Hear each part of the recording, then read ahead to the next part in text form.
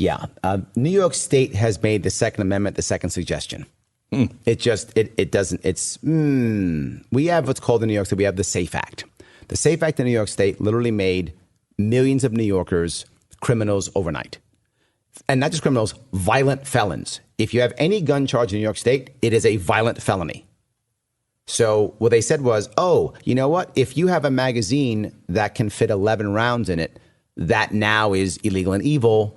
And so I know you bought it yesterday and it was totally legal, but today it isn't. You're a violent felon. That happened overnight. It was horribly done. Not just that. It actually makes our medical personnel part of a secret state police. They are actually have to report anything. So you get into a car accident and you're coming in to the emergency room and they say, Mr. Beck, how do you feel? And you, I feel so bad. I want to die. Suicidal. Yes.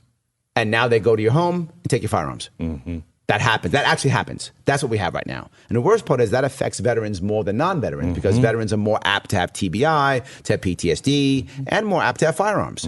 And worse, we're a community. As vets, we know this. So we tell people, don't do this. Don't go. You're going to lose your firearms.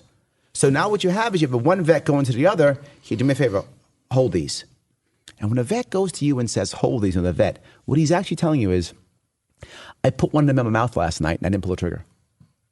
That's what he's telling you. When he gives you his firearms, he's telling you, I put one of those in my mouth last night and I didn't pull the trigger. So I had to give them to you because tonight I'm going to pull it.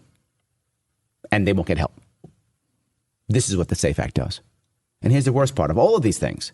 It creates a black market.